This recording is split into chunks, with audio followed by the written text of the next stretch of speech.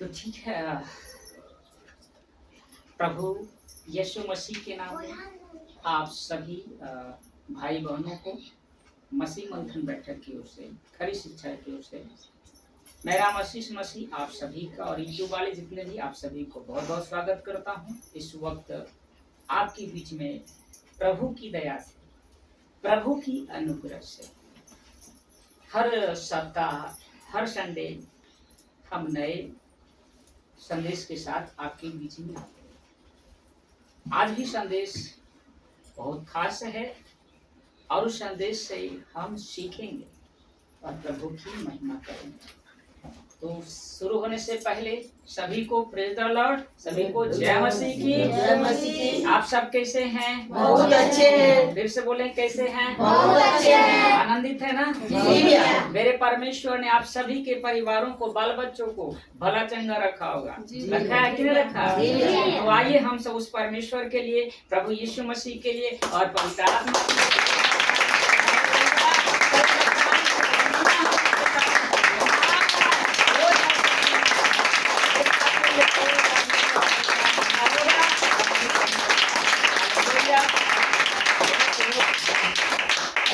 कैसा लग रहा है अभी तक मेरे भाई? बहुत अच्छा। सभी आनंदित हैं? ओके। तो आज का जो विषय है आपके बीच में मैं रख रहा हूँ, सभी बड़े ध्यान से इस तरफ आगे देखेंगे, मेरे तरफ देखेंगे और सीखेंगे। तो आज का विषय हमने रखा है, हम अपने परिवार का उद्धार। प्रेज़ द लॉर्ड, ध्यान से सुने जी। हम अपने परिवार का उद्धार और आशीष पाने के लिए क्या कर सकते हैं? मैं फिर से रिपीट करता हूं, हम अपने परिवार का उद्धार और आशीष पाने के लिए हम क्या कर सकते हैं? उद्धार, आपका परिवार का उद्धार कैसे है? उस परिवार को आशीष कैसे मिलेगी? इसी संदेश से आपके बीच में बातें करूंगा। और जितने भी इस वक्त यहाँ पर सुन रहे हैं, बैठे हुए हैं, और इस वीडियो को जब अपलोड होगी, जब आप देखेंगे, आपको भी मैं कहूंगा कि आप अपना परिवार का उद्धार कैसे करोगे, उस परिवार को आशीष कैसे मिलेगा, है ना? सबसे बड़ा सवाल। आप जानते होंगे कि मैं विश्वासी हूँ, मेरा उद्धार हो चुका है, कोई हल्ला नहीं करेंगे, हमारा उद्धार हो चुका, लेकिन मेरा बच्चा, मेरा पति, मेरा रिश्तेदार विश्वासी नहीं है, उसका उद्धार कैसे करेंगे? मेरा तो हो गया, लेकिन मेरा बच्चा का नहीं हो रहा, वो प्रभु को नहीं मान रहा, मेरा पति परमेश्वर के खिलाफ है, उसका उद्धार कैसे होगा? उसको आशीष प्रभु की ओर से कैसे मिलेगा? ये बहुत बड़ा सवाल है। पति तो सही नहीं मानता। ये सारी चीजें का सवाल आज प्रभु आप सबको देने वाले हैं। हालेलुया, आप सबको देने वाले हैं। खुदा का आज जानोगे कि हम अपने परिवार का उद्धार कैसे करेंगे और उस परिवार को परमेश्वर की ओर से आशीष कैसे आएंगी, ब्लेसिंग कैसे आएगी, हम आज जानेंगे। तो हम सब तैयार हैं, तो शुरू रखते हैं। तो सबसे पहला, आप हल्ला कर रहे हैं दीदी, शांति से। हाँ, पहले डांटिएगा, संगति में नहीं, शांति से रहना सबको, बार बार। सबसे पहला है और बहुत इम्पोर्टेंट है, आप चाहते हो, यहाँ पर जितने भी बैठे हुए, आप चाहते हो कि मेरा पति का उद्धार हो जाए, मेरा बच्चा का उद्धार हो जाए, कहना चाहता है, मेरा रिश्तेदार का उद्धार हो जाए, मेरा पड़ोसी का उद्धार हो जाए, मेरा गांव का उद्धार हो जाए, मेरा इंडिया में जितने लोग हैं, जाति धर्म के लोग हैं, उनका उद्धार हो जाए। चाहते कि नहीं चाहते? तो क्या करना होगा? तो सबसे पहला और बहुत ही इम्पोर्टेंट है, आपको अपने परिवार को उद्धार को दिलाने के लिए, अपने परिवार को आशीष प्राप्त करने के लिए आपको क्या करना होगा? बड़ी भोर को उठकर परमेश्वर से प्रार्थना करना होगा। हालेलुया, सुबह उठे और उस परमेश्वर से प्रार्थना करें। क्या करें? सुबह में भैया हम तो 4 बजे उठ के भैया उठते थे पहले जखने आप पीछा, लेकिन बाइबल के अनुसार मैं बताना चाहता हूँ, ये बाइबल क्या कहती है उसके अनुसार मैं बताना चाहूँ। आपकी मर्जी है, सुबह करो, शाम करो, दोपहर करो, परमेश्वर रोकने वाला नहीं है, ये आपके ऊपर निर्भर है। लेकिन वचन क्या कहता है उसको भी हमें समझना है। तो लिखा है कि बड़ी भोर को उठकर प्रार्थना कर सकते हैं। बड़ी भोर में के बजे? 4 बजे, 5 बजे, 4 2 बजे, बजे 3 बजे, जैसे आपकी मर्जी है। 3 साढ़े भोर तो 12 बजे से ही तीन शुरू हो जाती है। 3 सुबह साढ़े में 11-12 जैसे बजा, 1 मिनट हुआ, सुबह हो गया। तो आपको जब भोर होती है आपको उस वक्त जाना है प्रभु के पास, यानी बंद दरवाजे में, और उस परमेश्वर से कहना है कि प्रभु जी मेरा तो उद्धार कर चुके हैं, लेकिन मेरा बच्चा का उद्धार नहीं हो रहा, मेरा पति का उद्धार नहीं हो रहा, मेरा रिश्तेदार का उद्धार नहीं हो रहा, मेरा बच्चे का उद्धार नहीं हो रहा। प्रभु से प्रार्थना करना होगा।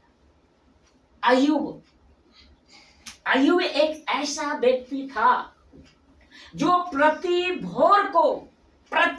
भोर को वो क्या करता था, उठता था और गिनता था कि जितने भी मेरे बच्चे हैं उन सभी के लिए उस परमेश्वर से होम बलि करता और प्रार्थना करता था, इस उद्देश्य कि कहीं मेरा बच्चा संसार में गया होगा, कहीं ये किसी न किसी तरह से पाप तो नहीं कर दिया, कहीं परमेश्वर किसने तो छोड़ नहीं दिया। ऐसी रीति से वो अय्यूब प्रतिदिन भोर को प्रार्थना करता था। कि अय्यूब जानता था, परमेश्वर को जानता था अय्यूब, इसलिए उस अपने परिवार को उद्धार दिलाने के लिए वो उठकर प्रभु से प्रार्थना करते थे। उस युद्ध है वाव है से सर्वशक्तिमान परमेश्वर से वो उठकर वो प्रार्थना करते थे, ताकि आप उनका पूरा परिवार का उद्धार हो सके, उन बच्चे को ब्लेसिंग मिल सके, आशीष मिल सके परमेश्वर की ओर से। वो प्रतिदिन ऐसा करता था। हम पढ़ेंगे अय्यूब की पुस्तक, उसका पहला अध्याय वचन 5। देखिए क्या लिखा है, बने रहे हमारे साथ। पढ़ेंगे अय्यूब की पुस्तक, उसका पहला अध्याय वचन 5। और जब जीवनार के दिन पूरे हो जाते तब अय्यूब उन्हें बुलवाकर पवित्र करता और बड़ी भोर उठकर उनकी गिनती के अनुसार होम बलि चढ़ाता था, क्योंकि अय्यूब सोचता था कि कदाचित मेरे लड़कों ने पाप करके परमेश्वर को छोड़ दिया हो। इसी रीति अय्यूब सदैव किया करता था।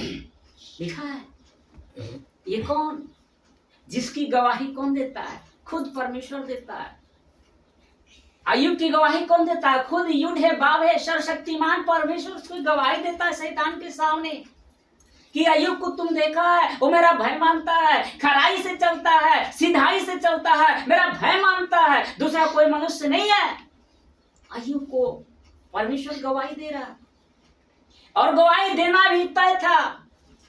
अय्यूब प्रतिदिन उस खुदा का भय मानता था, और इतना ही नहीं, अपने परिवारों को पापों को क्षमा करने के लिए वो बड़ी भोर कर वो प्रार्थना करता था, होम बलि मतलब धन्यवाद करता था अपने बच्चों के लिए। लिखा है ना, लिखा है कि जब जीवनार के दिन पूरे हो जाते तब अय्यूब उन्हें बुलवाकर पवित्र करता।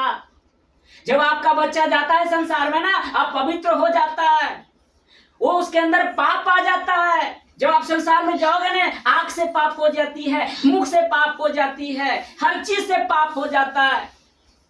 तो पाप कैसे क्षमा होगी? प्रार्थना करोगे, खुदा से कहोगे। इसीलिए लिखा है कि उन्हें बुलाकर पवित्र करता और बड़ी भोर को उठकर। आपकी इच्छा है 4 बजे उठे, 6 बजे उठे, 8 बजे उठे, लेकिन क्या करना है? बोलिए सभी, क्या करना है? सर्वप्रथम आपका जिम्मेदारी है, अपने परिवार को उद्धार दिलाना चाहते हैं, आप विश्वासी हो, आपका परमेश्वर ने उद्धार किया है, तो आपका यह अधिकार है कि हम अपने पूरे बच्चों को उद्धार कर सको। इसके लिए हमें क्या करना होगा? भोर कर उठकर प्रार्थना करना होगा, होम बलि कराना होगा, अर्थात धन्यवाद देना होगा। होम बलि नहीं है कि हम पशु पक्षी का बलि देंगे। परमेश्वर बलिदान देने से प्रसन्न नहीं होता है। परमेश्वर प्रसन्न होता है आपकी इच्छा से, आपका धन्यवाद से। धन्यवाद ही परमेश्वर चाहता आपसे। रुपया, पैसा, धन दौलत, ये शोहरत नहीं मांगता है परमेश्वर। परमेश्वर के पास कुछ चीज की कमी नहीं है। कमी है तो सिर्फ धन्यवाद का। परमेश्वर चाहता है कि मेरे बच्चे मुझे धन्यवाद करे, मुझे पुकारे, मुझे पिता बुलाए, लेकिन हम बुलाते नहीं। कैसे होगा? तो आपको क्या करना होगा? बड़ी भोर को उठकर गिनती के अनुसार जितने भी बच्चे आपका परिवार है उसके अनुसार आपको क्या करना? धन्यवाद देना है। क्योंकि अय्यूब जहाँ सोचता था कि कदाचित मेरे लड़कों ने पाप करके परमेश्वर को छोड़ दिया हो, इस रीति से अय्यूब सदैव क्या करता था। हम क्या करते हैं, आप क्या करते हैं पता है? आज प्रार्थना कर लेंगे, फिर बाद में भूल जाएंगे, कल नहीं करेंगे, परसों नहीं करेंगे। आज का संदेश मिला तो चलो भाई भैया बोला है करेंगे, फिर 2 दिन के बाद नहीं, हम लोग तो जब से पिता हाथ पकड़े तब से समझ में आ रही है प्रार्थना करते ना? हैं। सभी लोग थोड़ा सा सुने और जवाब कम दे। सुने पहले, क्योंकि सुनना है, उसके बाद जवाब देना है। लिखा है क्योंकि अय्यूब सोचता था कि कदाचित मेरे लड़कों ने पाप करके परमेश्वर को छोड़ दिया हो। जब हम पाप करते हैं ना, परमेश्वर दूर हो जाता है। दूर होने का मतलब आपके अंदर रहता है। एक बार परमेश्वर जब आपके अंदर आते हैं, वो वापस जाता नहीं है। वो सर्वदा के लिए आ चुका है, कुछ दिन के लिए नहीं, सदा के लिए आ चुका है। लेकिन वो सामर्थ्य वो काम नहीं करता है, वो शोकित हो जाता है। पवित्र आत्मा शोकित हो जाता है। इसलिए पौलुस कहता है कि पवित्र आत्मा को शोकित मत करो। पवित्र आत्मा को हमें शोकित नहीं करना है, ठीक है ना? तो आपके परिवार को उद्धार दिलाने के लिए आपको प्रभु ईश्वर के पास जाकर क्या करनी होगी? प्रार्थना करनी होगी, धन्यवाद देना होगा, तभी ना आपका उद्धार होगा। आपका उद्धार हो चुका है, आपकी, लेकिन आपके बच्चे का उद्धार नहीं हो रहा, आपके पति का उद्धार नहीं हो रहा, आपके रिश्तेदार का उद्धार नहीं हो रहा। तो हम क्या करेंगे? उसको उद्धार दिलाने के लिए हम परमेश्वर से क्या करेंगे? प्रार्थना करेंगे, भोर को उठकर प्रार्थना करेंगे। जब आपकी आत्मा कहे जाओ प्रार्थना करो, आपको प्रार्थना करनी, तब आपका क्या होगा? आपके बच्चे का उद्धार होगा, आपके पति का उद्धार होगा, आपके रिश्तेदार का उद्धार होगा। ऐसे उद्धार होने वाला नहीं। तो सबसे पहले क्या हमने सीखा कि बड़ी भोर को उठकर क्या करना है? प्रार्थना करना है। नंबर 1। अब आते हैं हम दूसरा पॉइंट पे आते हैं। हम अपने परिवार को उद्धार दिलाने के लिए, आशीष दिलाने के लिए दूसरा नंबर क्या है? परमेश्वर की वचन की शिक्षा दे सकेंगे। हम क्या करेंगे? अपने बच्चों को उद्धार दिलाने के लिए, उसे आशीष प्राप्त करने के लिए हम प्रभु का वचन उन बच्चों को बताएंगे। उन बच्चों को क्या करेंगे? सिखाएंगे, अपने पति को सिखाएंगे। अगर आप वचन जानते हैं, पति नहीं जान रहा है, तो आप वचन को क्या करें? पति को बताएं, आप अपने बच्चों को बताएं, परमेश्वर की वचन की शिक्षा दें, तब होगा ना। हेलो बोलिए। अगर हम अपने पति को नहीं बताएंगे, अपने बच्चे को नहीं बताएंगे, तो कभी समझेगा, कभी उनका उद्धार हो सकता है? तो हमें बांटना है, परमेश्वर के वचन की शिक्षा देना है। व्यवस्था विवरण हम पढ़ेंगे 6वां अध्याय, व्यवस्था विवरण 6वां अध्याय, वचन 1 से हम 9 तक पढ़ेंगे। फास्ट पढ़ेंगे, जल्दी जल्दी। यह वह आज्ञा और वे विधियां और नियम हैं जो तुम्हें सिखाने की तुम्हारे परमेश्वर यहोवा ने आज्ञा दी है कि तुम उन्हें उस देश में मानो जिसके अधिकारी होने को पार जाने पर हो। और तू और तेरा बेटा और तेरा पोता यहोवा का भय मानते हुए उन सब विधियों और आज्ञाओं पर जो मैं तुम्हें सुनाता हूँ अपने जीवन भर चलते रहें, जिससे तू बहुत दिन तक बना रहे। हे इज़राइल सुन, और ऐसा ही करना कि चौकसी कर, इसलिए कि तेरा भला हो और तेरे पितरों के परमेश्वर यहोवा के वचन के अनुसार उस देश में जहाँ दूध और मधु की धाराएं बहती है तुम बहुत हो जाओ। हे इज़राइल सुन, यहोवा हमारा परमेश्वर है, यहोवा एक ही है। तो अपने परमेश्वर यहोवा से अपने सारे मन और सारे जीव और सारी शक्ति के साथ प्रेम रखना, और ये आज्ञाएं जो मैं तुम्हें आज तुमको सुनाता हूँ वे तेरे मन में बनी रहे, और तू इन्हें अपने बाल बच्चों को ध्यान देंगे सब लोग। समझाकर सिखाया करना, और घर में बैठे मार्ग पर चलते लेटते उठते इनकी चर्चा किया करना, और इन्हें अपने हाथ पर चिन्हानी करके बांधना, और ये तेरी आंखों की बीच टीके का काम दे, और इन्हें अपने अपने घर के चौखट के बाजुओं और अपने फाटकों पर लिखना। बस समझ में आ रही है सभी को? जी देखिए, ये सवाल आपके परिवार का है मेरे प्रियो। ये मेरे सवाल नहीं, आपके बच्चे का सवाल है, आपके पति का सवाल है। आप नहीं जान रहे हो कि किस कगार पर आपका बच्चा है, आपका पति किस जगह पर है, नरक पर है। वो खाई में गिरा हुआ है। आपका पूरा परिवार नरक के कगार पर, मतलब खाई में जा चुका है, शैतानों से बिल्कुल नरक में ले जा चुका है। ये आपको बचाना है, आपको वहां से निकालना है। लूसीफर आपके बच्चों को मांग लिया है, आपके पति को मांग लिया है कि गेहूं की नाई फटके। वो आपके पति आपके बच्चे को बर्बाद करना चाहता है। वो आपके पूरे परिवार को नरक ले जाना चाहता है। ये आपको बचाना होगा मेरे बहन। प्रभु ने आपको आदेश दिया है, आपको चुना है, आपके पास वचन आया है। ये वचन उनको सुनाइए। क्या लिखा है मैं पढ़ता हूँ जल्दी, आप लोग बने रहेंगे। यह वह आज्ञा और विधियां और नियम है जो तुम्हें सिखाने कि तुम्हारे परमेश्वर यहोवा ने आज्ञा दी है। ये किसकी आज्ञा है मेरे बहन? परमेश्वर की। ये रामाशीष ब्रदर का नहीं है, ये युड है, बाब है, पूरे कायनात का मालिक का ही आज्ञा है कि सिखाओ। और मैं यही प्रतिदिन आपके बीच में आकर सिखा रहा हूं। प्रभु करे जाओ सिखाओ। आपको भी जाइए, अपने बच्चों को सिखाइए, अपने पति को सिखाइए, बताइए प्रभु के बारे में, अपने पड़ोसी के बताइए, सिखाइए प्रभु कौन है। सिखाइए कि तुम्हें उस देश में जिसके अधिकारी होने के लिए पर जाने पर हो। वचन दूसरा में लिखा है, और तू तेरा बेटा पोता यहोवा भय मानते उसकी उन सब विधियों और आज्ञाओं पर जो मैं तुझे सुनाता हूँ जीवन भर चलते रहे। हमें जीवन भर उस परमेश्वर की आज्ञा पर चलना है, उस परमेश्वर की कहे वचन के अनुसार चलना है। वचन लिखा है, और जिससे तू बहुत दिन तक बना रहेगा, बहुत दिन तक इस पृथ्वी पर बना रहेगा। लिखा है कि हे इजराइल सुन, ऐसा ही करने की चौकसी कर। चौकसी कर इसलिए कि तेरा भला हो। अगर हम चौकसी नहीं करेंगे, अगर आपने चौकसी नहीं किया, आपका बच्चा का भला नहीं होगा, आपका परिवार का भला नहीं होगा, आपके पति का भला नहीं होगा।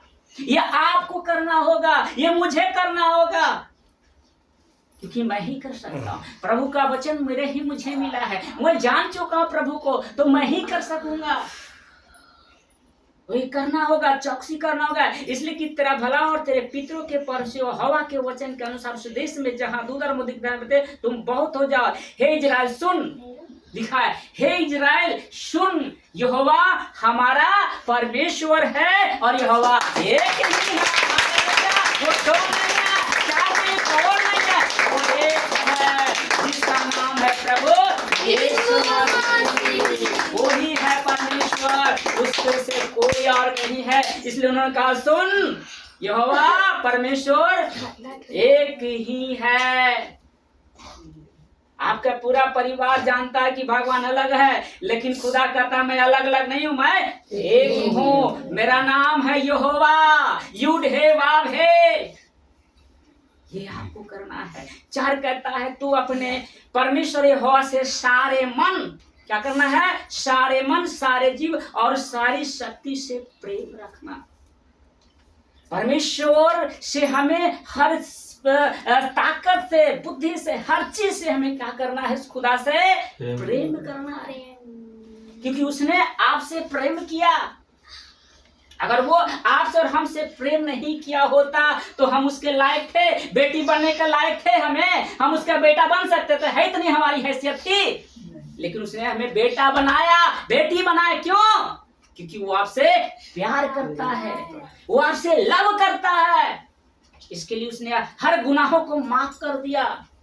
जो भी हमने पाप किया सब उसने एक पल में भुला दिया, क्योंकि वो प्यार करने लगा हमसे। लिखा है 6 में, ये आज्ञा जो मैं आज तुझको सुनाता हूँ, इसका मतलब है कि ये आज्ञा आज प्रभु आपको मिल दे रहा है। और लिखा है वे तेरे मन में बनी रहे। ये आपके हृदय में जो पट्टियां परमेश्वर ने लिखी है ना, उसमें बनी रहे। और लिखा है और तू इन्हें अपने बाल बच्चों को, प्रेज़ द लॉर्ड, क्या लिखा है, तू क्या कर, अपने बाल बच्चों को समझाकर सिखाया करना। आप सिखाते हैं? नहीं सिखाते हैं ना। बच्चे को सिखाते हैं, परिवार को सिखा, खुद नहीं सीखे तो हम दूसरे को क्या सिखाएंगे, अपने बच्चों को क्या सिखाएंगे? पहले खुद सीखेंगे ना। लिखा है तू इन्हें अपने बाल बच्चों को समझाकर सिखाए करना, और घर में बैठे, मार्ग पर चलते, लेटते उठते इनकी चर्चा करना। किनकी चर्चा करना? इनकी चर्चा करना, परमेश्वर के वचन को अपने बाल बच्चों को सिखाया करना। हालेलुया। इसी के बारे में उसको सिखाना है। यही है खुदा का कलाम। इसमें पूरी दुनिया का चीज लिखा हुआ, क्या होने वाला क्या नहीं होगा, ये पूरा बाइबल ही शुरू से अंत तक है। जो इसको जान गया उस खुदा को जान लेगा। इसलिए लूसीफर ने, शैतान ने क्या किया है, मनों को भटका दिया है। हमारे सत्संग वाले लोगों को, लीडरों को कह दिया है ये पुराना हो चुका है, ये बासी बात हो गया है, इसको फेंक दो, अब जो मन में आता करो। किसने किया? लूसीफर। क्योंकि लूसीफर जानता है कि अगर इसको समझ गया तो वो मुझको भी समझ जाएगा, उस खुदा को समझ जाएगा। इसलिए उसने बस सबसे बड़ी चाल क्या चला है, लीडरों को भरमा कर रखा है कि इसको मत छूना, इसको मत पढ़ना। जो मन में गवाही आता, चमत्कार होता है, उसी को बेस पर बताना। चमत्कार आपका उद्धार दिला नहीं सकता है, खुदा का कलाम ही आपका उद्धार सकता है, वचन ही आपके परिवार का उद्धार कर सकता है, और दुनिया की कोई चीज आपके परिवार का उद्धार नहीं कर सकता है। और यही हम कर नहीं रहे हैं अपने परिवार के लिए, तो कैसे उद्धार होगा? आपका पति का उद्धार होगा, आपके बच्चे का उद्धार होगा? बोलिए। तो वचन ही है ना, वचन से ही हमारा बच्चा का उद्धार होगा ना, हमारा पूरा परिवार का उद्धार होगा। लेकिन यही तो नहीं है, यही तो हमारे अंदर नहीं है। इसलिए उस यहोवा ने कहा उनसे कि अपने बच्चों को सिखाया करना। तू उन्हें अपने बाल बच्चों को समझाकर सिखाया करना। घर में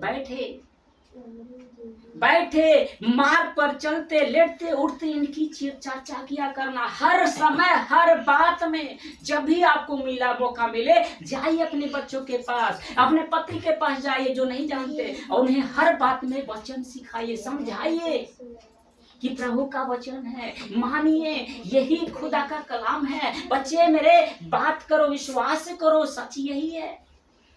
आपको उठते, बैठते, लेटते आपको इसी की चर्चा करना है। परमेश्वर के कलाम को, परमेश्वर के वचन को बांटना है अपने बच्चों के संग, तभी आपके परिवार का क्या होगा? उद्धार होगा। और लिखा है 7 में, 8 में लिखा हुआ है, और इन्हें अपने हाथ पर चिन्हानी करके बांधना, ये तेरी आंखों के बीच टीका का काम करेगा। देखते हैं बहुत लोग का टीका लगा देते हैं, काला टीका का है, नजर बचेगा, लेकिन उस टीका से नजर नहीं बचेगा। अगर चाहते हो कि मेरा बच्चा का नजर ना लगे, तो आप बच्चे को ये सिखाओ, वचन सिखाओ। हालेलुया। ये टीका का काम करेगा, वचन ये टीका का काम है, उसे अलग से टीका नहीं लगाएंगे, यही तो उसकी रक्षा करेगा। ये लगा देने से क्या आपकी रक्षा हो जाएगी? हो ना ना, वचन रक्षा करता है, याद रखें। लिखा है, कैसा लग रहा है बताएंगे सभी लोग? थोड़ी आवाज में बोले, कैसा? Yes yes, God God, praise the Lord, hallelujah, बहुत अच्छा। और लिखा है अपने घर के चौखट की बांझ अपने फाटकों पर लिखना। हर समय फाटक पर बोला, लेकिन हमें कहाँ लिखना है? यहाँ लिखना है। वचन कहाँ पर होना चाहिए? इन्हें कि हम खाटी में लगा दी खाली रखा है, उसे वहां पर टांगना नहीं है, बल्कि यहाँ रखना है। अपने बच्चे को यहाँ रखवाना है कि बेटे यहाँ रख, लिखा हुआ पर नहीं, हृदय के पटियों पर लिख। ये टीका का काम करेगा, ये वचन तेरी रक्षा करेगा, तुझे पापों से बचाएगा, तुझे बीमारी से बचाएगा, तुझे नचरों से बचाएगा, जादू टोना से तुझे बचाएगा। ये टीके का काम करेगा। इस बच्चे को ये सिखाओ, ना कि टीका लगा दो और भेज दो, जाओ, कुछ नजर नहीं लगेगा। समझ में आ रहा है? जी भैया। वचन रहेगा तो कुछ नहीं मानेगा। अब आते हैं तीसरा। अभी तक देख रहे हैं कि कैसे कितना मसाला आप लोग को मिल रहा है, कैसे कैसे शिक्षाएं प्रभु दे रहे हैं। नहीं ये आपको कहीं नहीं मिलेगा। मैं गारंटी देता हूँ, बड़े सर के पास चले जाओ, मैं चैलेंज करता हूँ, ऐसी शिक्षा वो कभी जीवन में नहीं दे सकता है आपको। मैं यूट्यूब को कह रहा हूँ, कोई नहीं दे सकता है। केवल खरी शिक्षा दे सकता है, जो प्रभु यीशु की शिक्षा को जानता है वही दे सकता है। वो है मसीह मंथन बैठक, वो है खरी शिक्षा, यानी प्रभु यीशु की शिक्षा। और हमने क्या किया, उस शिक्षा को अपनाया, और आप सब भी उस खरी शिक्षा को अपनाओ, अपने बच्चे को बताओ। यही आपके बच्चे को बचा सकता है। ये वचन, खरी शिक्षा ही आपके परिवार का उद्धार का कारण बन सकता है, और कोई साधन नहीं है मेरे बहन, कोई नहीं है, केवल खरी शिक्षा है, केवल कड़ी वचन, जो वचन लिखा हुआ है, यही आपके परिवार का उद्धार दिला सकता है। और तीसरा है, लिखा है तीसरा में, परमेश्वर के मार्ग पर बने रहो। आप चाहते हो कि मेरा परिवार का उद्धार हो जाए, मेरा पूरे बच्चे का, मेरा पूरे रिश्तेदार का उद्धार हो जाए, तो आपको करना है, परमेश्वर के मार्ग पर बने रहना है। बने रहने रहो की आज्ञा देना है कि तुझे क्या करना है, परमेश्वर के मार्ग में ही बनते रहना है, परमेश्वर के मार्ग पर ही चलते रहना है। तुझे इधर उधर नहीं जाना, बल्कि परमेश्वर के मार्ग पर दे सकता है। निकालेंगे उत्पत्ति की पुस्तक 18 अध्याय वचन 19, उत्पत्ति 18 उसका 19। क्योंकि मैं जानता हूँ कि वह अपने पुत्र और परिवार को जो उसके पीछे रह जाएंगे आज्ञा देगा कि वे यहोवा के मार्ग में अटल बने रहें और धर्म और न्याय करते रहें, इसलिए कि जो कुछ यहोवा ने इब्राहिम के विषय में कहा है उसे पूरा करे। जो परमेश्वर ने अब्राहम से कहा था ना कि तुझे तारे गनी भर तुझे क्या होंगे, संतान होगा, तेरे बच्चे होंगे। उसका एक भी बच्चा नहीं था ना। सारा अब्राहम क्या था, बांझ था ना, है था बच्चा, लेकिन बुढ़ापे में एक बच्चा हुआ। लेकिन उसको परमेश्वर ने सारे जातियों का मूल पिता बनाया, है ना। तो उसका एक भतीजा था जिसका नाम था लूत। अब्राहम का भतीजा के क्या नाम था, लूत। और उसका परिवार चला गया, सदोम और अमोरा नगर था, वहां चला गया। अब्राहम के साथ नहीं रहा, अलग स्थान लिया। लेकिन वो नहीं जानता था कि जिस जगह हम जा रहे हैं वो परमेश्वर की ओर से अच्छा नहीं है, वहां पाप है, वहां समझिए कि पूरे वहां के लोग बुरा है, वहां चला गया। लेकिन अब्राहम परमेश्वर से दुआ किया, प्रार्थना किया। इसलिए मैं कह रहा हूं कि परमेश्वर के मार्ग में बने रहे, इधर उधर मत जाइए। मैं कितने लोग को समझाता हूं कि खरी शिक्षा में आप आगे हो, यहां से उधर मत जाओ, इधर उधर मत भागो। लेकिन कुछ लोग समझ ही नहीं पा रहे आज तक। लूत नहीं समझ पाया, चला गया। लेकिन अब्राहम की वजह से लूत बचा, लेकिन उसकी पत्नी नहीं मानी। उसकी पत्नी उस मार्ग में नहीं चली। परमेश्वर ने कहा था, स्वर्गदूत ने कहा था, पीछे मुड़ के मत देखना। लेकिन धन का लालच, जो संसार की जो इच्छा होती है ना, वो हमसे जीवन से जाता नहीं है। उसको लगता कि वहीं देखे एक बार, मेरा पूरा परिवार, मेरा जितना भी बसा हुआ था, कमाई था, सब तो उस नगर में रह गया। लेकिन पीछे मुड़ कर देखा, नमक का क्या बन गई, खंभा बन गई, नमक के खंभा बन गई। इसलिए मैं कह रहा हूं मेरे बहनों कि परमेश्वर के मार्ग पर बने रहने की आज्ञा दीजिए। आप खुद चलो, लोगों को सिखाओ। मैं यही तो प्रतिदिन करता हूं, मैं चलता हूं खुद, और आप लोग को भी चलाने की कोशिश कर रहा हूं। समझ में आ रही है? जी। अब चौथा पॉइंट है कि पवित्र जीवन जीने की उपदेश दे सकते हैं। अपने परिवार को क्या देंगे? पवित्र जीवन जीने की, कि बच्चे तुझे पवित्र जीवन कैसे जीना है, उसका शिक्षा आपको अपने बच्चे को, अपने परिवार को देना होगा। उसकी पवित्रता को कायम रखने के लिए आपको प्रभु की पवित्रता उसको बताना होगा। जब तक आप उसकी पवित्रता नहीं बताएंगे, नहीं जानेगा, तो पवित्रता में बना रहेगा। तो लिखा है पवित्र जीवन जीने के लिए उपदेश कर सकेंगे। यिर्मयाह निकालेंगे ब्रदर, यिर्मयाह की पुस्तक 35 अध्याय वचन 6। यिर्मयाह की पुस्तक 35 अध्याय वचन 6 से पढ़ेंगे। यिर्मयाह पुराना नियम है। हाँ, पुराना नियम मिलेगा।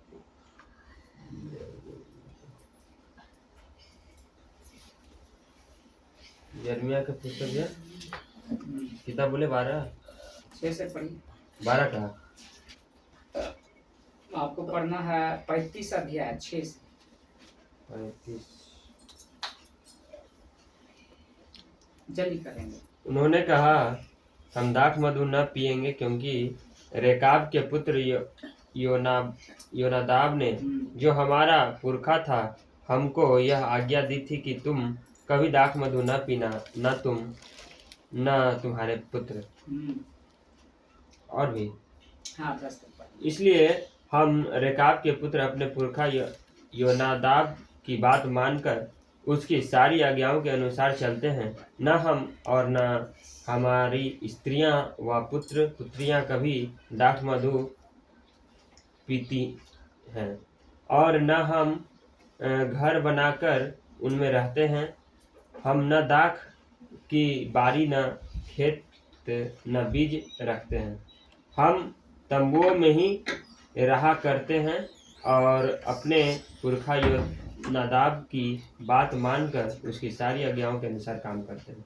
ठीक है, देखिए समझिए, मैंने कहा कि आपको पवित्र जीवन जीने के लिए आपको उपदेश देना। पवित्र जब आप हो रहे हैं तो आपके बच्चे को, आपके परिवार को बताना है। सब कुछ देखते, आपका पति नशा करता होगा, बहुत लोग का नशा करता है, ठीक है ना? तो वहां पर उसकी पवित्रता को कायम करने के लिए आपको प्रभु का कलाम बताना होगा, प्रभु का वचन में बताना होगा कि दाख मधु नहीं पीना है।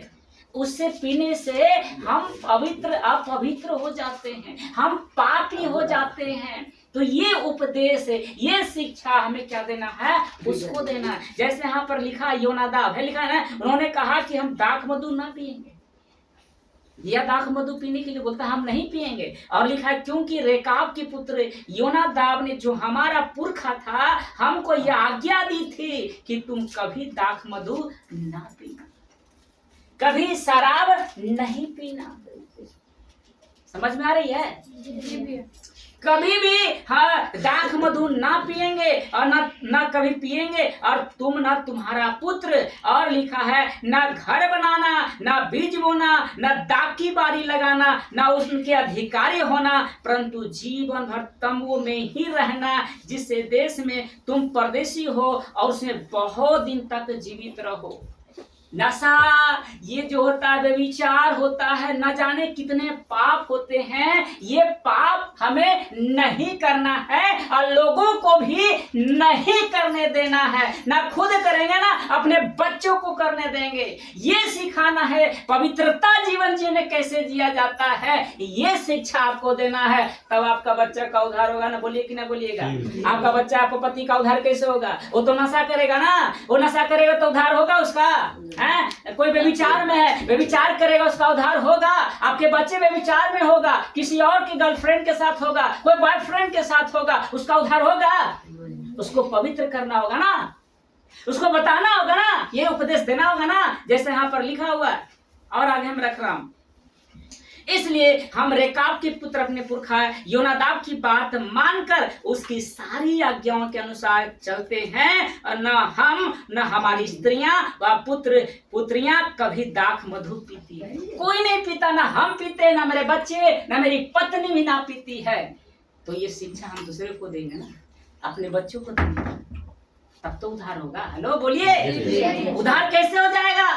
ये सारी चीजें हम बोलेंगे, बताएंगे, सिखाएंगे, तब तो हमारा परिवार का उद्धार होगा।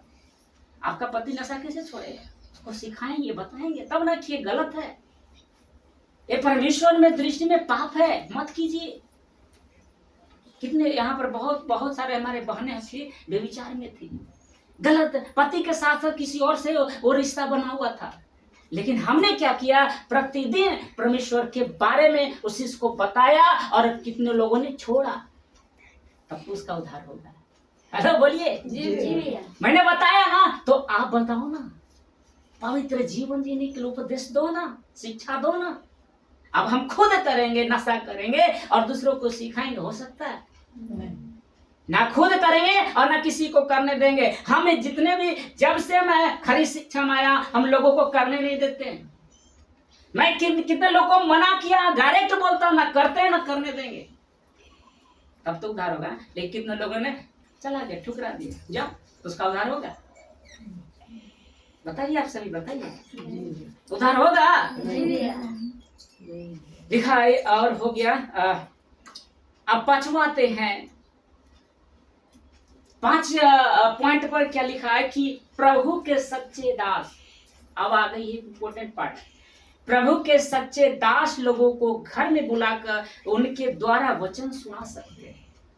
आपका बच्चा को उधार दिलाना चाहते हैं, आपके पति को उधार दिलाना चाहते हैं, अपने रिश्तेदारों को उधार दिलाना चाहते हैं, तो जो सही सेवक होगा, हेलो ध्यान दीजिएगा, जो खरी शिक्षा का जो सेवक होगा, उसको क्या करना है, उसको बुलाना अपने घर में और उसको कहना कि भैया मेरे जो भी आपको जैसा लगे, उनको कहना है कि मेरा बच्चा नहीं मानता है, आप वचन सुनाओ, मेरा पति नहीं मानता है, आप सुनाओ। जब वो सच्चा सेवक होगा, जब वो शिक्षा देगा, जब वो वचन सुनाएगा, तो हो सके कहीं आपका बच्चा मन फिरा ले, हो सकता है कहीं आपका पति मन फिरा ले।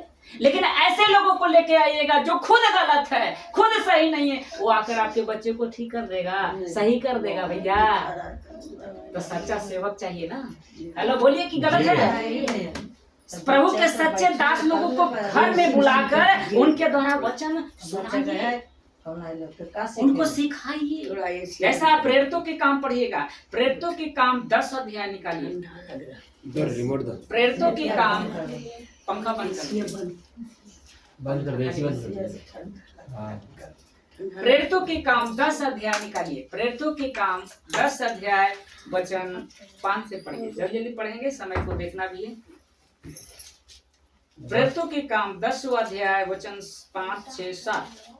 और अब याफा में मनुष्य भेजकर समौन को, जो पतरस कहलाता है, बुलवा ले। वह समौन चमड़े के धंधा करने वाले के यहाँ पहुँचा। यहाँ पाहुना है, पाहुन है जिसका घर समुद्र के किनारे है। जब वह स्वर्गदूत जिसने उससे बातें की थी चला गया, तो उसने 2 सेवक और जो उसके पास उपस्थित रहा करते थे, उनमें से एक भक्त सिपाही को बुलाया और उन्हें सब बातें बताकर याफा को भेजा।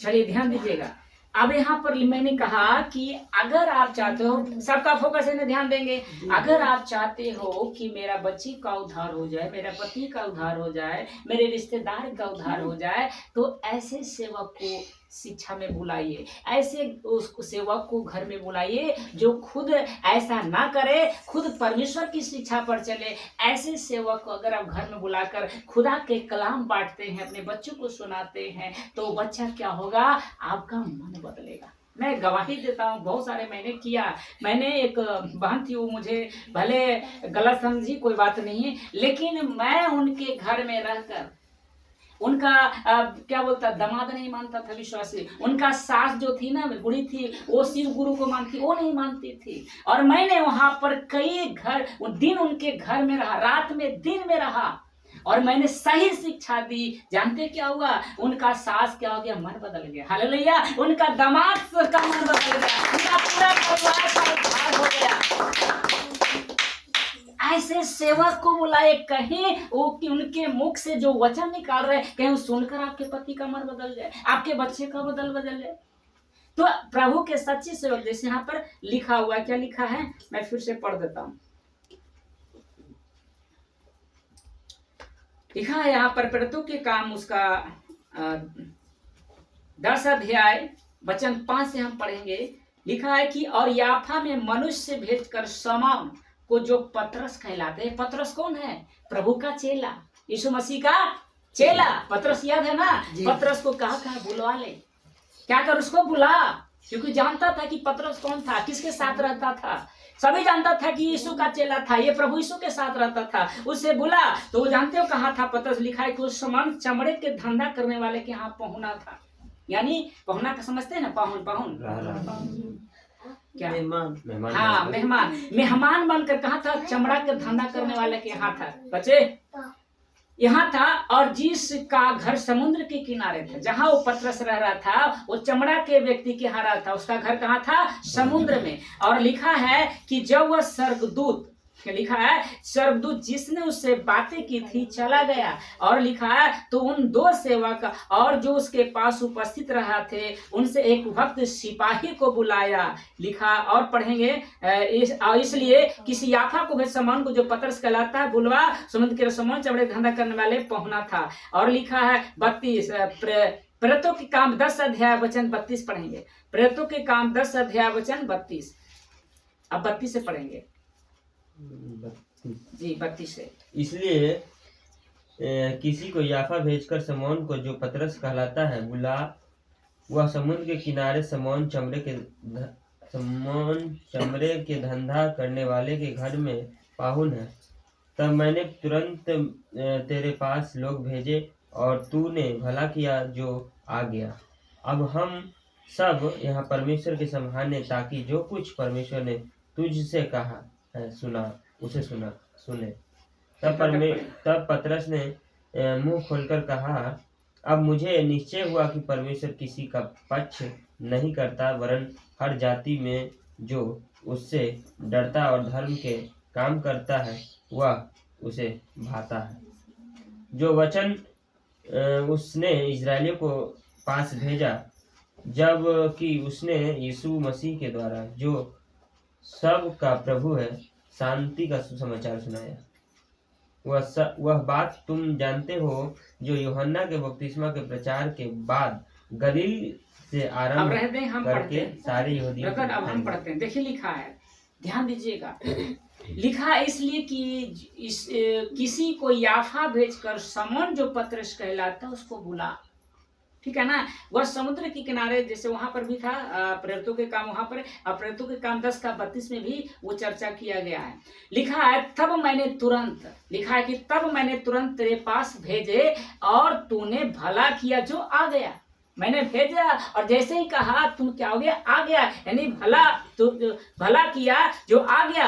अब हम सब यहाँ परमेश्वर के सामने हैं। हम सब क्या है? परमेश्वर के सामने हैं, ताकि जो कुछ परमेश्वर ने तुझसे कहा है वह सुने। जो कुछ परमेश्वर ने तुझसे कहा है वो क्या करे? सुने। और लिखा है तब पतरस ने मुंह खोलकर कहा, हालेलुया। पतरस ने कहा, मुंह खोलकर कहा कि अब मुझे निश्चय हुआ, हेलो ध्यान दीजिएगा, अब मुझे निश्चय हुआ कि परमेश्वर किसी का पक्ष नहीं करता। हमारा परमेश्वर किसी का पक्ष नहीं करेगा। जैसे मैं हूं तो मेरा अलग से प्यार करेगा और आपका अलग से प्यार करेगा, ऐसा हमारा परमेश्वर नहीं है। यही तो उन्हें खास बनाता है, यही तो परमेश्वर के हमें अच्छा लगता है कि किसी का वो पक्षपात नहीं करता, वरन हर जाति में, लिखा हर जाति में जो उससे डरता और धर्म का काम करता है उसे भाता है। क्या करता है? उसे भाता है, उसे पसंद करता है। जो डरता है भाता है, पसंद करता है। और लिखा कि जो वचन उसने इजरायलियों के पास भेजा, जबकि उसने यीशु मसीह के द्वारा जो सबका प्रभु है, लिखा है ना, जो सबका प्रभु है, यानी आपका जो भगवान है उसका भी वो प्रभु है। जिस भगवान को आप मांग रहे हैं ना उसका भी वो प्रभु है। यानी सबका प्रभु आपका कौन प्रभु है? यीशु मसीह। यही तो आपको बताया है, यीशु मसीह सबका प्रभु है। और लिखा है शांति का सुसमाचार सुनाया। 36-37 में लिखा है, वह बात तुम जानते हो जो यूहन्ना के बपतिस्मा के प्रचार के बाद गलील से आरंभ करके सारी यहूदिया में फैल गया। ये सबसे पहला प्रचार कौन किया था? बपतिस्मा कहता कि मैं तुझे पानी से बपतिस्मा दूंगा, मन फिराओ, स्वर्ग का राज निकट आया। कौन? यूहन्ना ने बताया था कि प्रभु का रास्ता सीधा करो क्योंकि प्रभु आने वाला है। सर्वप्रथम उसने कहा, यानी फैल गया, शुरू किया और पूरे यहूदियों में फैल गया। और लिखा है कि परमेश्वर ने किस रीति से यीशु नासरी को पवित्र आत्मा और सामर्थ से अभिषेक किया। हमारा भी अभिषेक हो चुका है। हम जैसे अंगीकार करते हैं हमें पवित्र आत्मा मिल जाती है, सामर्थ्य मिल जाती है जैसा कि उनको मिला। वह भलाई करता और सबको जो शैतान के सताए हुए थे अच्छा करता फिरता, क्योंकि परमेश्वर उसके साथ था। जितने भी लूसीफर के चंगुल में था, प्रभु यीशु मसीह ने सबको क्या किया? आजाद किया। और आपको और हमें किसके आजाद दिया? परमेश्वर ने। और वही परमेश्वर आपके बच्चे को, आपके परिवार के, आपके पति को क्या करेगा? आजाद करेगा। जब ऐसे सेवक आपके घर में बुलाएंगे, ऐसे शिक्षा देंगे, तभी मन बदल सकता है ना। कि रबा रबा करो और तुम भी करो। बदलेगा रबा रबा करने से? अन्य भाषा करने से हो जाएगा? दशमांश देने से हो जाएगा? नहीं। यही करते थे ना। यहाँ पर आप लोग जो भी सेवक आता था, गुआ आता था, क्या करता था? रबे रबे करता था ना। कितने लोग का उद्धार किया? खुद तो उद्धार नहीं हुआ तो दूसरे को क्या उद्धार करेगा? तो ऐसे सेवक को बुलाना है जैसे ये पतरस को यहाँ पर बुलाया गया। और देखेंगे और लिखा है कि हम उन सब कामों के गवाह हैं जो उसने यहूदियों के देश और यरूशलेम में भी किए, और उन्हें उसे काट पर लटका कर मार डाला। यीशु को ना क्या किया? मार डाला।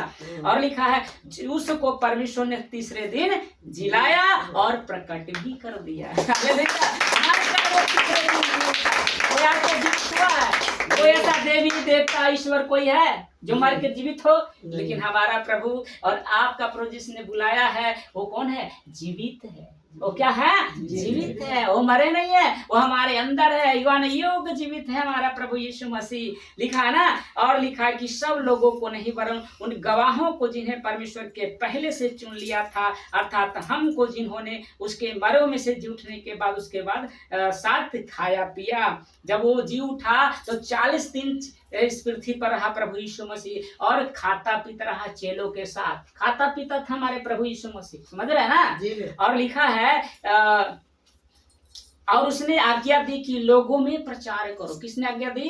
कि प्रभु यीशु ने चेलों को कहा कि जाओ और सारे लोगों में क्या करो? प्रचार करो और गवाही दो कि यह वही है जिस परमेश्वर ने जीवितों और मरों का न्यायी ठहराया है। हालेलुया। वही है जो जीवित है और मरेगा उसका न्याय करेगा। मरो का भी वो न्याय करेगा, जीवित को तो करवे करेगा। जो मर चुका, हमारे दादा परदादा मर गया ना, सो गया ना, उसका भी वो न्याय करेंगे वो प्रभु यीशु प्रभु, उसका भी लेखा लेगा। समझ रहे हैं ना सभी लोग। लिखा है और उन सब की लिखा उसकी सब भविष्यवक्ता गवाही देते हैं कि जो कि उस पर विश्वास करेगा उसको उसके नाम के द्वारा पापों की क्षमा मिलेगी। जो इस मसीह को अंगीकार करेगा तभी उसको पापों की क्षमा मिलेगी।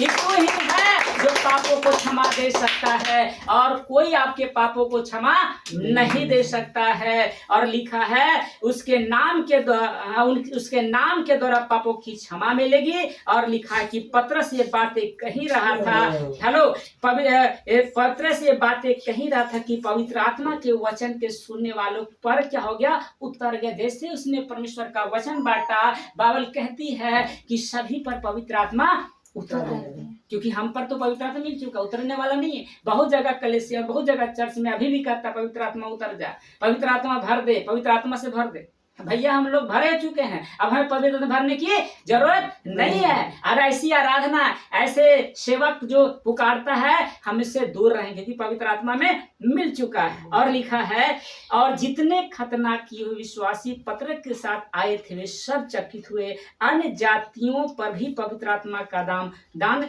ढेला गया। और लिखा क्योंकि उन्होंने उन्हें भांति भांति की भाषा बोलता है कि भांति भांति का मतलब अलग अलग भाषा, ही ना कि रबा रबा, ठीक है ना। और परमेश्वर की की बड़ाई करते सुना, यानी परमेश्वर की बड़ाई किया। और लिखा, इस पर पतरस ने कहा, क्या कोई जल को रोक सकता है? क्या कोई जल को रोक सकता है ये बपतिस्मा ना पाए जिन्होंने हमारी नई पवित्र आत्मा पाया है? और उसने आज्ञा दी कि उन्हें यीशु मसीह के नाम से बपतिस्मा दिया जाए। वो घटना था, यीशु ने कहा कि यीशु के नाम से बपतिस्मा देना है, ठीक है ना। लेकिन हमें बपतिस्मा किससे नाम से लेना है? पिता, पुत्र, पवित्र आत्मा के नाम से, 3 नाम से लेना है, ठीक है ना। एकता में एक है लेकिन नाम अलग अलग है ना। पिता भी अलग है, पिता एक है, पुत्र भी एक है और पवित्र, लेकिन सबका कैरेक्टर अलग अलग है, ठीक है ना। तो हमें जब भी बपतिस्मा लेंगे तो पिता, पुत्र, पवित्र आत्मा के नाम से बपतिस्मा लेना है। लेकिन वहां पर कह रहा था पतरस कि यीशु के नाम से तुझे बपतिस्मा दिया जाए। तब उन्होंने उससे विनती की कुछ दिन हमारे साथ रह। तो सोचिए कि ऐसे सेवक जो यीशु का चेला था, तब तो सबका उद्धार हुआ। हेलो, तब पर ने सभी पर पवित्र आत्मा उतरा। हेलो, बताइए। अगर ऐसे सेवक नहीं आता, खरी शिक्षा ऊपर यीशु की शिक्षा वो नहीं बांटता, तो क्या उन लोग का उद्धार हो पाता? नहीं। तो आपका परिवार का उद्धार दिलाना है, आपके बच्चों को उद्धार दिलाना, अपने पति को उद्धार देना, अपने रिश्तेदारों को उद्धार दिलाना है, तो ऐसे सेवक को बुलाना है। ठीक है, कैसा लग रहा है? जी, समझ में आ रहा है? जी।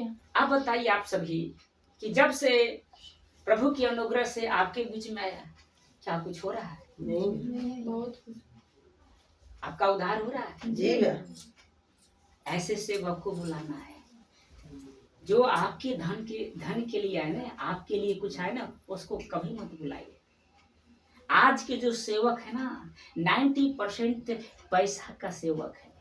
जब ही आएगा तो कुछ न कुछ आपसे लेकर जाएगा। ये सब पेट की सेवा करने वाले सेवक है, परमेश्वर की सेवा करने वाले सेवक नहीं है। हमने क्या किया? दशमांश लेना बंद कर दिया। पूछिए तो, लेना बंद कर दिया ना। क्योंकि जब प्रभु का आत्मा, जब प्रभु का सही शिक्षा जब हमें मिला, हमारे पास आया, हमने सारी शिक्षाएं छोड़ दी, क्योंकि यही उद्धार का कारण बन सकता है ना। तो ये काम अपने बच्चों को, अपने परिवारों को करना है, तो ऐसे सेवक खरी शिक्षा अपनाइए, ठीक है ना। सभी जगह, कलीसिया में भी उद्धार नहीं हो रहा है। कलीसिया में बहुत जगह, सत्संग में क्या सबका उद्धार थोड़ा हो रहा है? नहीं हो रहा है। सच कह रहा हूँ, नहीं उद्धार हो रहा है, क्योंकि ऐसे सेवक है ही नहीं। ऐसे सेवक नहीं है, जाकर देखिए, ऐसे सेवक नहीं है। अब आते हैं अगले पॉइंट पे। 6वां पॉइंट है, लिखा है कि अपने परिवार को, लिखा है ना, अपने परिवार को प्रभु यीशु के पास कहाँ ले जाना है? संगति में ले जाना है, चर्च में लेके जाना है, सत्संग में। जो कौन सा वो रबा वाला नहीं जाइएगा लेके। मैं कह देता हूँ फिर से, जहाँ अन्य भाषा का शिक्षा दिया जाता है, चाहे वो चर्च हो चाहे सत्संग हो, दशमांश का शिक्षा दिया जाता है, वहां पर कभी भी अपने परिवार को मत ले जाइएगा। बहुत कड़ी की बात बता रहा हूँ। ऐसे जगह पर कभी भी अपने परिवार को नहीं लेके जाए। अगर लेके चल जाओगे तो आपका परिवार का उद्धार नहीं होगा, बल्कि और गड़बड़ी हो जाएगा। मेरी बात समझ में आ रही है? अगर यहाँ पर खरी सही शिक्षा पहले आता ना, तो मैं सोचता हूँ कि इनका बच्चा मान जाता है। इनका बच्चा मानने के कारण एक ही है, लोगों को गलत चीज देख लिया लोगों को कि इन लोग खाली आता है लेने के लिए, उनका भरोसा टूट गया है। ऐसे सेवक आता ना जो नहीं लेता, तो मैं सोचता कि उनका उद्धार हो सकता था।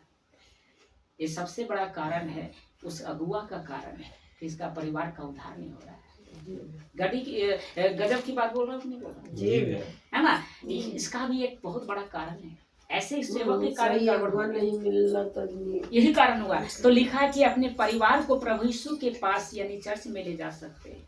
आपके बच्चे को, अपने परिवार को यहाँ पर जैसे लाए सब, ये क्या हुआ? उद्धार हो रहा है। ये छोटे छोटे बच्चे क्या, इसका उद्धार होगा। ये सत्य को जानेगा, ये प्रभु को मानेगा और गलत शिक्षा, गलत चीजों से निकल जाएगा। ऐसे लोगों के यहाँ पर लेके आइए, बच्चों को, परिवार को, पति को, सबको लेकर आइए। जो नशा करता है, जो भी विचार कर रहा है, यहाँ पर लेके आइए। मैं चाहूंगा कि उनका मन बदले, उनका भी उद्धार हो। ऐसे जगह लेके आइए, वैसे जगह नहीं लेके जाए जहाँ गलत शिक्षा है, जहाँ खुद ही गलत हो रहा है। तो आपको क्या करेगा? खुद देखिए, हम बहुत कुछ सेवक को देखते हैं, खैनी खाता है, अभी भी खाता है, अब प्रभु की सेवा कर रहा है। बताइए, सोच के देखिए एक बार, है ना। गलत बोला तो बताइएगा, है ना। तो अपने परिवार को प्रभु के पास लेके जाना। लिखिए, निकालिए लूका 18 नया नियम में, लूका 18 अध्याय वचन 15, 16, 17। जल्दी जल्दी करेंगे ताकि हम समाप्त करेंगे।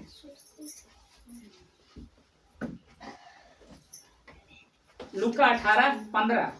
फिर लोग अपने बच्चों को भी उसके पास लाने लगे कि वह उन पर हाथ रखे, और चेले ने देखकर उन्हें डांटा। यीशु ने बच्चों को पास बुलाकर कहा, बालकों को मेरे पास आने दो और उन्हें मना न करो, क्योंकि परमेश्वर का राज्य ऐसो ही का है।